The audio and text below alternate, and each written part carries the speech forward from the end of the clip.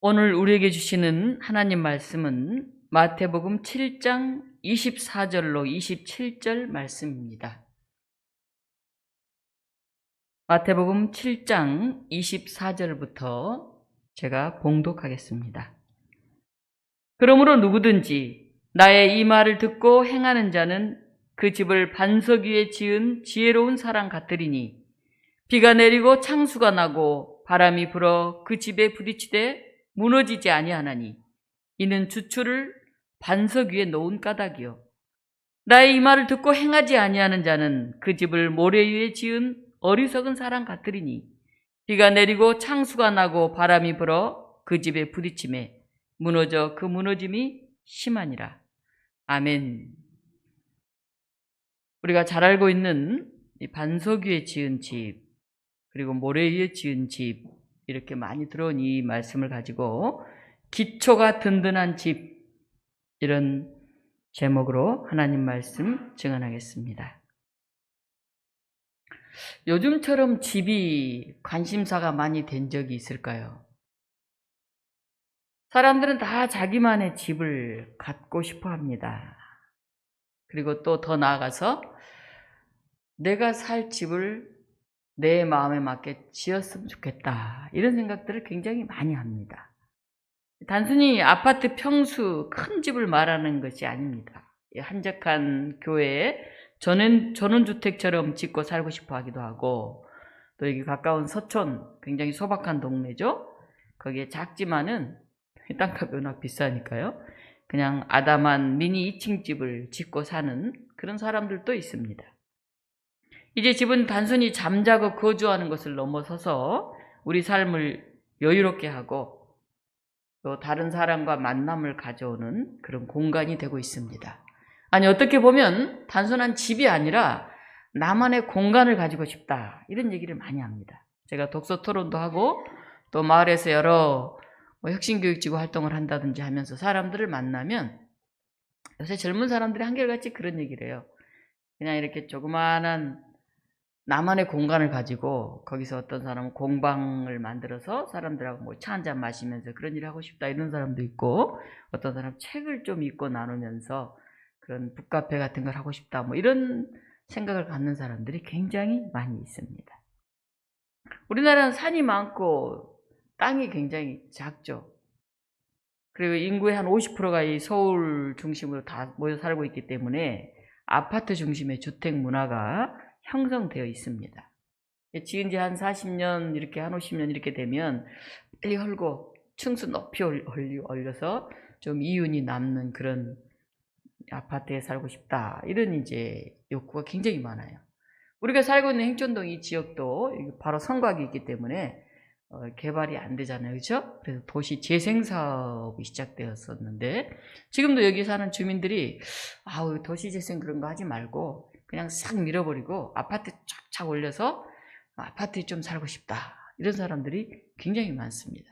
그러니까 우리나라 사람들이 아파트에 대한 욕구가 특별히 더 많은 것 같아요.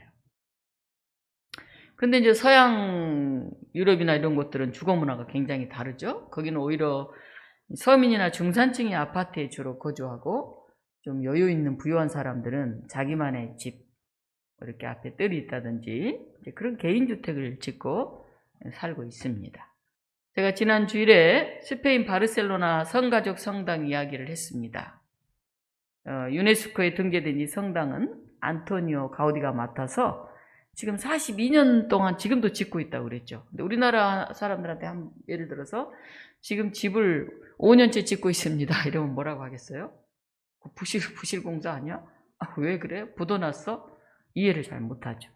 하물며 뭐 40년 동안 지금 교회를 짓고 있어 이러면 뭐라고 하겠어요? 무슨 정신 나간 소리야 뭐 이해가 안 되네 이럴 거예요.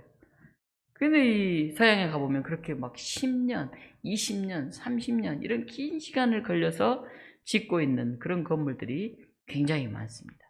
그리고 우리처럼 한 4, 50년 되면 빨리 헐고 여기 더 높은 층수에 뭐 아파트를 지어야 되겠다 이런 생각을 하지 않아요. 대부분이. 그냥 그대로 유지 보수해서 이건 600년 전에 뭐 성당입니다 이래요. 유럽에 가면은. 그럼 깜짝 놀라죠. 우리는 아니 어떻게 600년 전에 집들을 그렇게 가지고 있을까? 이런 생각을 하게 됩니다.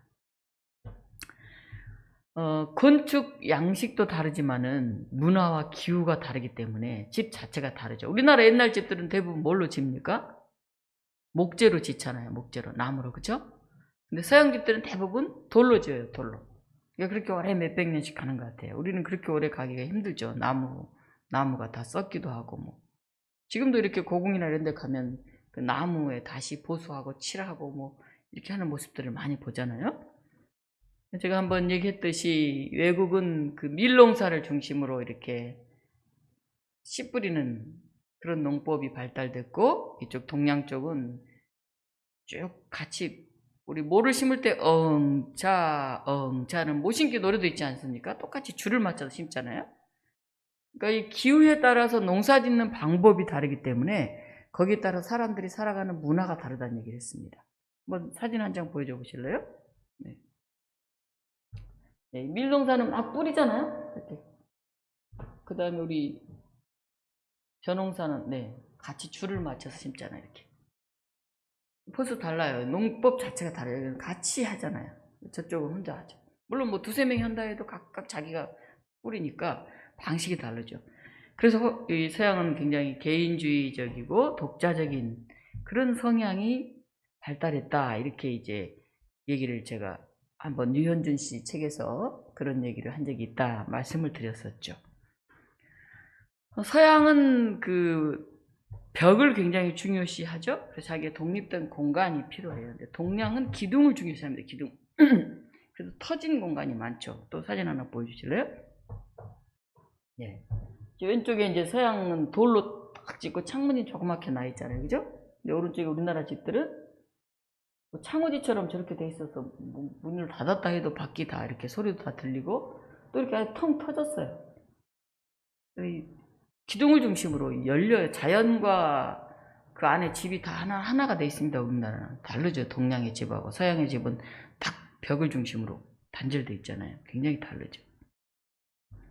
지금은 뭐 동서양이 많이 섞여서 이제 많이 없어지고 있지만은 이게 이제 그 기후 이런 것과 굉장히 연관이 있다고 그럽니다.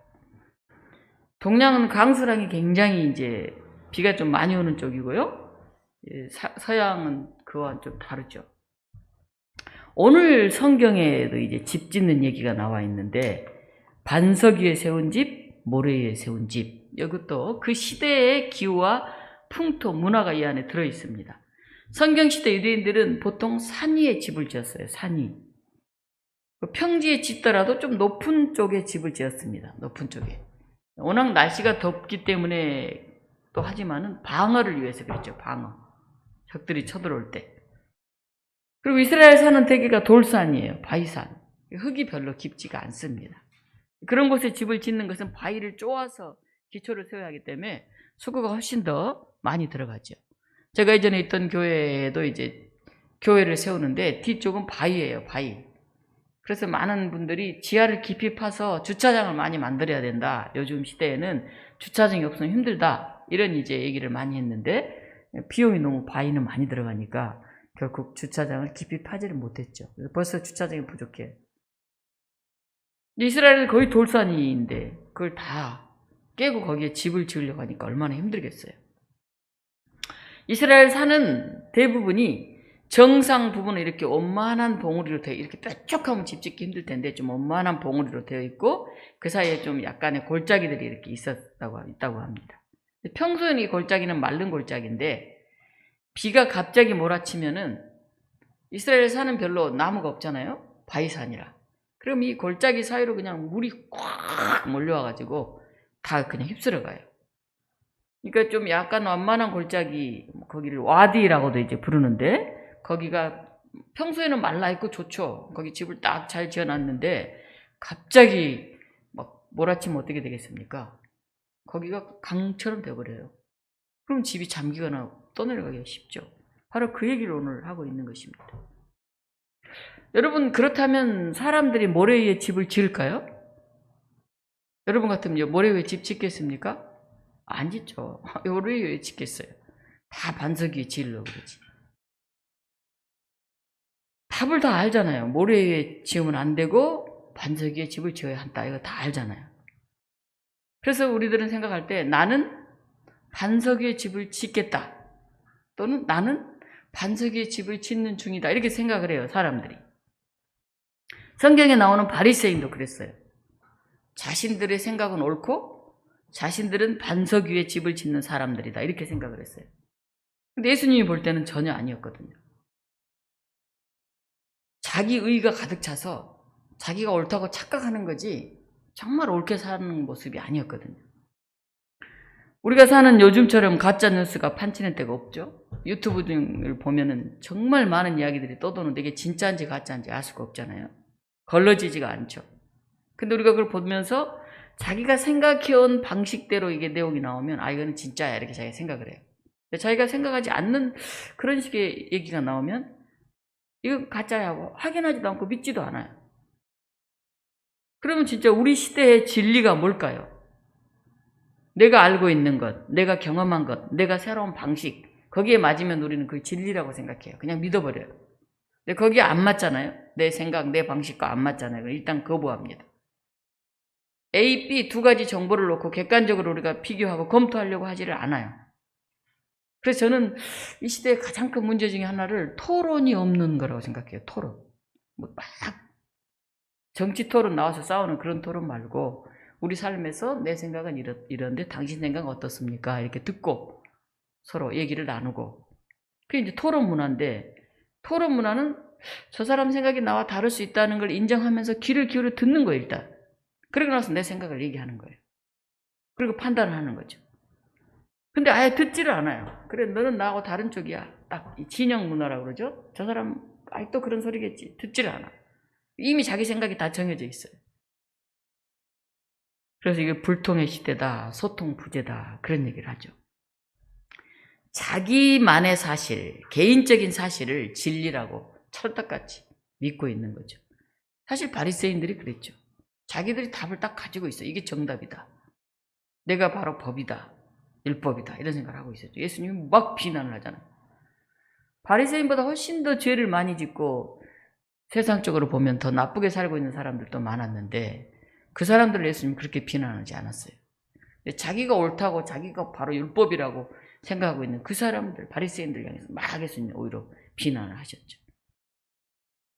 그래서 집을 지을 때도 반드시 튼튼한 바위 위에 지어야 한다, 기초 위에 지어야 한다 하고 굳게 사람들은 믿고 있었지만은 실제로는 모래 위에나 이런 와디 같은 늪지에 자기 집을 짓는 경우가 많았다 하는 것입니다. 오늘 예수님은 그런 사람들에게, 그런 시대의 사람들에게 이 말씀을 하고 있는 거죠. 우리가 이 모래 위에 지은 집, 반석 위에 지은 집은 너무 잘 아는데 바로 이 말씀이 산상수훈의 결론 부분이라는 것은 잘 생각하지 않아요. 마태복음 5장부터 7장까지가 산상수훈이에요. 예수님 산에 올라가서 사람들이 모여들었어요. 제자들에게 자 어떤 사람들이 복이 있는 사람이냐 이렇게 복 있는 사람에 대해서 예수님이 말씀을 시작하십니다. 마음이 가난한 사람, 애통하는 사람, 온유한 사람, 의에 줄이고 목마른 사람, 긍휼히 여기는 사람, 마음이 청결한 사람, 화평하게 하는 사람, 의를 위하여 박해를 받는 사람은 복이 있다. 이렇게 예수님이 말씀을 하십니다. 이렇게 쭉 말씀하신 다음에 오늘 우리가 읽은 7장에 보면 비판하지 말라는 말이 나오고요. 그 다음에 좁은 문에 대한 얘기가 나오고 그 다음에 열매로 그 사람을 안다 하는 얘기의 끝부분이 바로 이 반석 위에 지은 집 이야기입니다. 열매로 그들을 안다. 무슨 말입니까? 이 모래 위에 지은 집 이 사람도 말씀을 다 들어요. 다 들어. 그런데 행동은 모래 위에 집을 지어요. 그 엉뚱한 열매가 거기 나오겠죠? 무너져 버리고 말겠죠. 건축자 이 두 사람, 반석 위에 세운 사람도 말씀을 듣고 실천했고 모래 위에 세운 사람도 말씀을 들었지만 말씀대로 실천하지 않았죠. 자기 생각대로 그냥 했죠. 말씀대로 실천했느냐 말씀대로 실천하지 않았냐에 따라서 결과가 전혀 다른 그런 열매가 맺혔죠. 예수님은 어리석은 사람과 지혜로운 사람을 구분하는데 그게 바로 이 실천 여부에 있어요. 예수님의 말씀을 기초로 삼았느냐 세상적이고 지극히 개인적인 그 생각을 기초로 삼았느냐 하는 거죠. 오늘 야고보서 1장 22절로 25절 보면 이런 말씀이 있습니다. 너희는 말씀을 행하는 자가 되고 듣기만 하고 자신을 속이는 자가 되지 말라. 말씀대로 살아는 거예요. 듣긴 들었는데 자기를 속이는, 듣고도 그대로 살지 않는 그런 삶을 살지 말라는 거죠. 자유롭게 하는 온전한 율법을 들여다보고 있는 자는 듣고 잊어버리는 자가 아니요 실천하는 자니 이 사람은 그 행하는 일에 복을 받으리라. 야고보서는 그렇게 나와 있습니다. 오늘 코로나로 우리가 굉장히 어려운 시간을 지내고 있습니다. 교우들이 종종 전화가 와가지고 아이고 이제 2주 또 이렇게 예배 연기돼서 교회 못 나가니까 참 어떡해요? 이런 분도 있고, 또 어떤 분은 아이고 목사님 2주 만에 끝날까요? 이러다가 또 8월 말까지, 아니 9월까지 이것도 못 만나는 거 아니에요? 걱정이 되네요. 안타까워서 어떡하죠? 이렇게 얘기하는 사람들이 있어요. 우리 삶 속에는 순간순간 위기가 옵니다. 코로나19도 어찌 보면 우리 삶 속에 위기죠? 오늘 본문에 보면 비가 내리고 창수가 나고 바람이 분다. 이거 위기를 말해요. 근데 이 삶의 위기 속에 두 가지 큰 위기가 있는데, 하나는 종말론적 위기가 있습니다. 성경에서 말하는 종말론, 이 마지막 날, 주님이 다시 오실 심판의 날, 그걸 말하죠. 우리가 세상을 떠날 때, 주님이 다시 오실 때 우리가 심판을 받는데, 이 땅에 살 때는 꽤 그럴싸하게 괜찮게 산 것 같았고, 정말 바위 위에 집을 잘 지은 것 같았고 아주 멋져 보였는데, 그 날에 그 사람의 심판을 통해서 보니 정말 형편없는 모래 위에 집을 짓고 살아가는 사람이었다 하는 것을 우리가 알게 될 날이 있습니다. 그런데 정말 겉보기에는 그렇게 보이지 않았는데, 보잘것없어 보이는 그 작은 집이 튼튼한 바위 위에 지어져 있어서 그 사람은 영생의 길로 들어가는 그런 복을 받는 사람도 있을 것입니다. 또 하나 위기는 우리 인생의 위기가 있죠. 우리 삶의 위기. 우리 삶에는 크고 작은 문제와 위기가 있죠. 근데 작은 문제는 버틸 수가 있는데 큰 위기가 다가오면 버틸 수 있을까? 여러분 어떻습니까? 병들고 집이 다 망하고 자녀들도 막 죽고 욥처럼 그런 일이 당하면 버틸 수 있겠습니까? 아마 쉽지 않을 거예요. 내 자신감의 문제가 아니에요. 내가 내 힘으로 할 수 있다, 이걸로 버틸 수 있는 게 아니에요. 정말 우리 안에 영적인 힘, 우리 안에 내공, 어떤 이런 부분들이 있을 때 이걸 버텨낼 수가 있어요. 제가 요즘 상담을 몇 주 쭉 했었는데, 대학생 우리 청년 상담을 했어요. 근데 이제 굉장히 힘들어해요. 잠도 잘 못 자고 막 죽고 싶은 마음이 자꾸 든다고 그러고. 요즘 우리 사회에 갑자기 젊은 아이들, 고등학생들 이런 애들이 스스로 목숨을 끊는 그런 경우를 보잖아요. 우리가 볼 때는 그 부모들도 괜찮고 그 정도면 다 괜찮은데 본인들은 그렇게 힘들어해요. 보면은 특별한 문제가 아니다 이렇게 생각이 드는데, 학업 스트레스, 미래에 대한 불안 이런 것 등으로 너무 힘들게 생각해요. 이제 부모님들을 만나서 또 얘기해보면 부모님들은 그래요. 아니 우리는 훨씬 더 어려운 시기를 살았는데 우리 아버지 우리 어머니는 정말 나한테 제대로 해준 것도 없는데 애를 쓰고 난 여기까지 버텨왔는데 우리 자식들은 우리가 이 정도 잘해주고 이렇게 베푸는데 그걸 못 견딘다고 그러니 이해가 안 간다고 이렇게 또 얘기를 합니다. 그럼 자녀들은 또 그런 얘기를 해요. 부모 세대 때는 몸으로 좀 힘들면 됐지만 다 같이 그때는 어려웠는데 지금은 이렇게 빈부격차가 심하고 이렇게 위를 바라보면 올라갈 수 없을 것 같고, 그래서 우리 정신적인 스트레스, 이 양극화 속에서 정말 이거는 뭐라고 말할 수 없는 어려움이 있다. 훨씬 우리가 더 힘들다. 또 그런 얘기들을 합니다. 근데 우리가 사는 세대뿐만이 아니라 지금 또 젊은이들이 사는 세대, 아마 그 다음 세대, 어느 세대에 있든지 간에 항상 삶의 위기가 있죠. 제가 그 청년한테 그런 얘기를 했는데, 오늘 이 고비를 넘으면 또 다른 고비가 올 거고, 그 고비를 넘으면 또 다른 문제가 있을 거다. 우리 삶에는 청년기, 장년기, 노년기, 그 시대마다의 자기의 과제가 있고 또 그 과제를 해결한 속에서의 위기들이 있다. 그래서 그걸 이길 수 있는 자기의 내적 힘을 갖춰서 대응해내지 않으면 요 하나로 해결되지 않는다는 얘기를 했죠. 저한테 답을 달라고 그러더라고요. 무슨 답을 줄 수 있냐고, 이 문제에 대해서.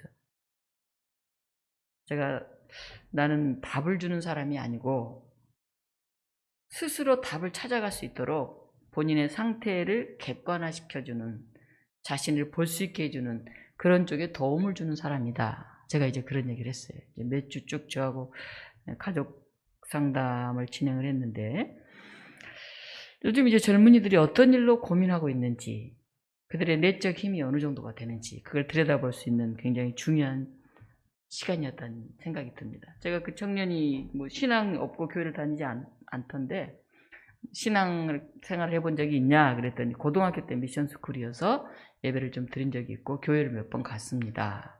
그 얘기를 하더라고요. 신앙을 좀 가져보면 어떻겠나.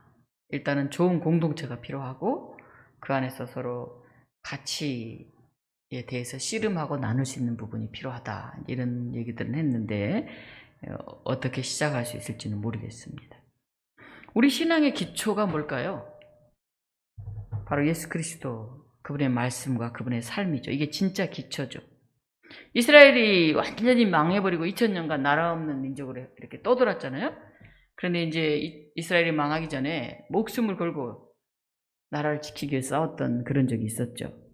AD 73년에 로마에 의해서 함락되기 직전에 마사다라고 하는 그 성벽, 그 철옹성과 같은 산 높은 데 절벽 위에 이렇게 있어서 이렇게 산을 막 돌아가야 겨우 갈 수 있고, 감히 그 마사다 성벽을 무너뜨릴 수가 없어요. 그래서 거기에 이제 주로 젤로 땅이나 이런 사람들이 모여가지고 거기서 힘을 딱 갖고 싹 아래 내려와서 로마 사람들을 딱 죽이고 또 피신하고 뭐 이렇게 해서 안 되겠다, 저 마사다 성벽을 빨리 무너뜨려야 되겠다 해서 로마가 이 마사다 성벽을 무너뜨리려고 모였죠.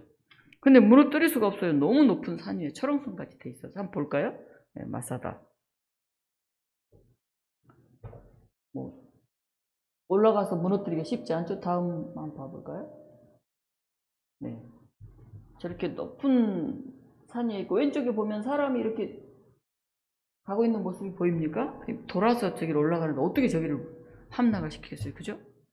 그래서 몇 개월 동안 도저히 이제 어려웠는데 로마에서 유대인 노예 6,000명을 동원해가지고 요새를 포위하고 서쪽 그 절벽 있는 쪽에다가 누벽을 세웠어요. 그래서 그걸 타고 올라가서 그 안으로 들어갔어요. 그래서 그 함락을 시켰죠. 오늘 또 마사다 유적지는 유대인들이 굉장히 소중하게 생각하는 자신들의 어떤 저항정신, 단결을 상징하는 이런 곳이고요. 로마인이 성 안으로 쳐들어오다 다 자결했잖아요. 로마인 손에 죽지 않겠다 그래가지고 어린이하고 여인 몇 명 남고 다 죽었어요. 천년 요새처럼 바위 위에 세워진 영원할 것 같은 이 마사다, 해발 400m 위에 세워져 있는 이 성벽도 무너졌어요. 그럼 우리가 생각하는 바위가 도대체 뭘까요? 바위 위에 집을 지으면 안 무너질 것 같은데. 현대 사람들은 인기가 없거나 돈벌이가 되지 않거나 빠른 시일에 성과를 내기 어렵거나 성공을 보장할 것 같지 않다고 생각되거나 고난을 감수할 것 같은 거, 그런 거는 바위가 될 수 없다고 생각을 해요. 자칭 현명하다고 좀 슬기롭고 똑똑하다고 생각한 사람들은 그걸 기피하죠. 그런 것들. 근데 사실 그것이 바로 기초이고 바위일 수도 있어요. 예수님이 산에 올라가셔서 복 있는 사람들은 이런 사람이다. 마음이 가난한 사람, 의를 위해 박해를 받는 사람, 그런 얘기를 하시잖아요. 우리가 생각할 때 그건 바위 아닌데, 그건 기초 아닌데, 그렇게 살면 상처 입을 텐데, 무너질 텐데, 이렇게 생각하는 것들을 예수님은 말씀하시고 있잖아요. 좁은 문으로 들어가라. 7장에서도 그렇게 말씀하시고, 열매로 그들을 안다. 그래서 바로 예수 그리스도의 말씀이라고 하는 반석 위에 집을 지어야 한다. 그렇게 말씀하고 있죠. 우리 함께 7장 20절, 23절 성경을 한번 읽어보겠습니다. 마태복음 7장 20절로부터 23절. 네, 한 목소리로 읽겠습니다. 이러므로 그들의 열매로 그들을 알리라. 나더러 주여 주여 하는 자마다 다 천국에 들어갈 것이 아니요 다만 하늘에 계신 내 아버지의 뜻대로 행하는 자라야 들어가리라. 그날에 많은 사람이 나더러 이르되 주여 주여 우리가 주의 이름으로 선지자 노릇하며 주의 이름으로 귀신을 쫓아내며 주의 이름으로 많은 권능을 행하지 아니하였나이까 하리니 그때 내가 그들에게 밝히 말하되 내가 너희를 도무지 알지 못하니 불법을 행하는 자들아 내게서 떠나가라 하리라. 이렇게 말씀하신 다음에 누구든지 나의 이 말을 듣고 행하는 자는 그 집을 반석 위에 지은 지혜로운 사람 같다. 이렇게 이어지고 있어요. 앞에 지금 무슨 말이 나와 있습니까? 열매로 그들을 알 거다. 주여 주여 나 이렇게 입으로 말하는 사람들 다 천국에 들어가는 거 아니다. 그런 얘기 하잖아요.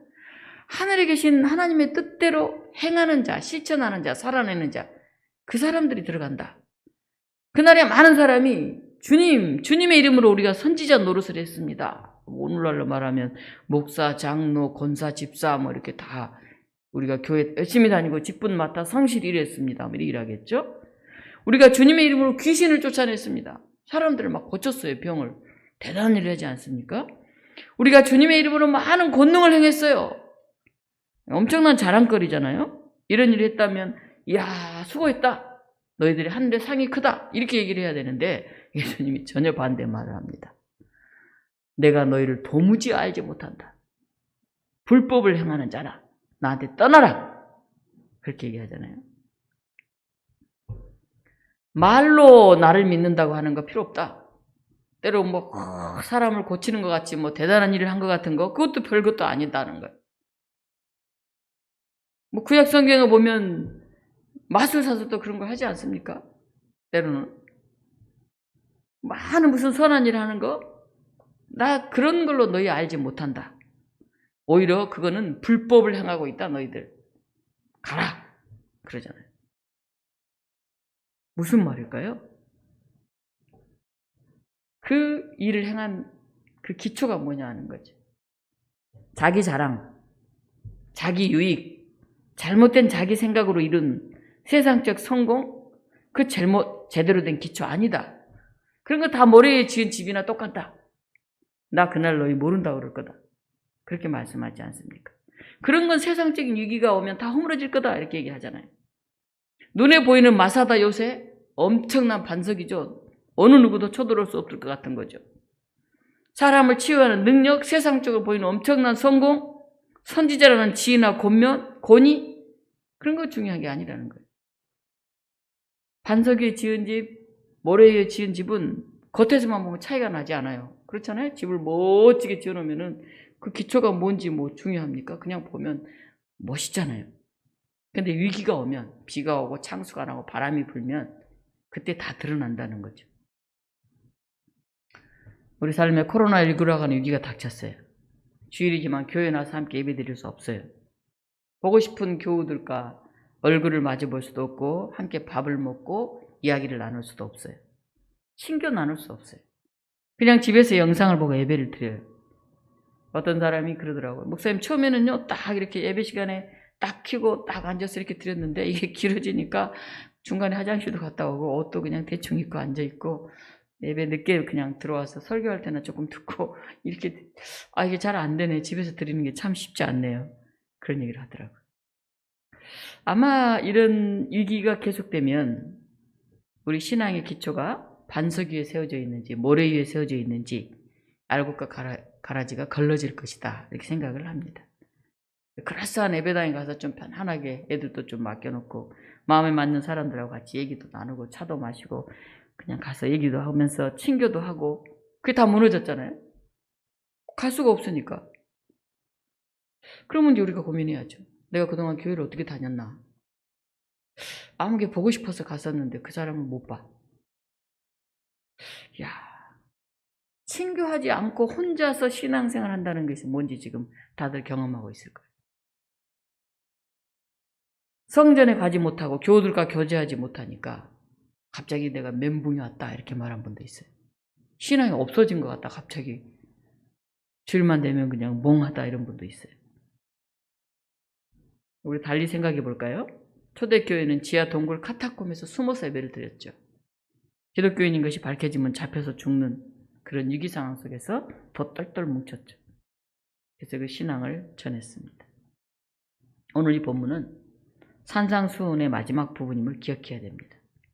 예수님 말씀을 다시 기억해야 돼요. 산에 올라가서 무리들을 보시고 제자들을 보시고 마음이 가난한 사람, 복이 있다. 천국이 너희의 것이다.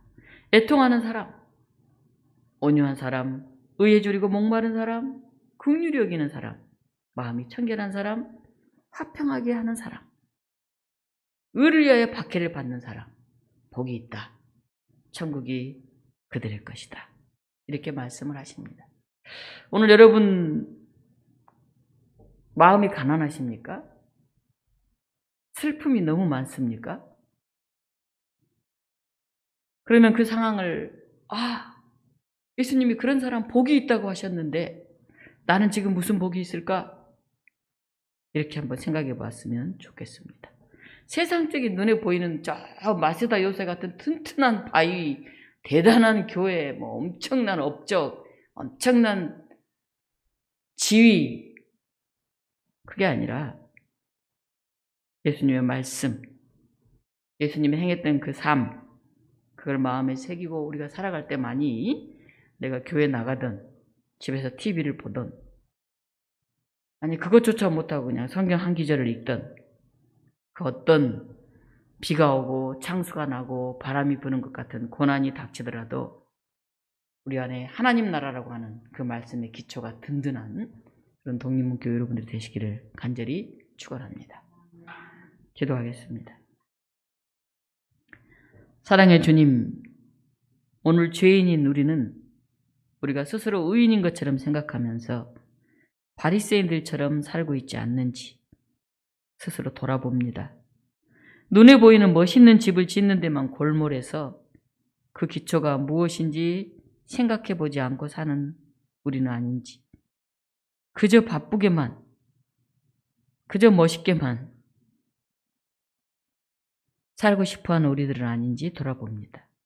세상적인 반석, 좋은 동네, 훌륭한 자재로 집을 지어놓고 반석 위에 세웠으니 나름 성공했다고 우쭐해하고 있지는 않는지 돌아봅니다.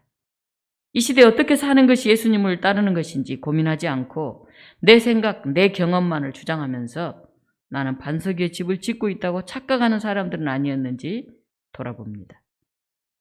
마음이 가난한 사람, 애통하는 사람은 복이 있다고 하신 주님, 오늘 우리가 가난하고 슬픔 가운데 살더라도 하나님 나라의 복을 잊지 않게 하여 주시옵소서. 온유함과 긍휼히 여김, 마음이 청결함으로 평화를 이루며 하나님의 의를 실천하는 그런 믿음의 사람이 되게 하여 주시옵소서. 눈에 보이는 세상적인 모래밭에서 벗어나게 하시고 비록 우리 눈에 선명하게 보이지는 않지만 하나님 나라의 말씀 그 반석 위에 집을 지어가는 복 있는 사람들이 되게 하여 주시옵소서. 예수 그리스도 이름으로 기도하옵나이다. 아멘.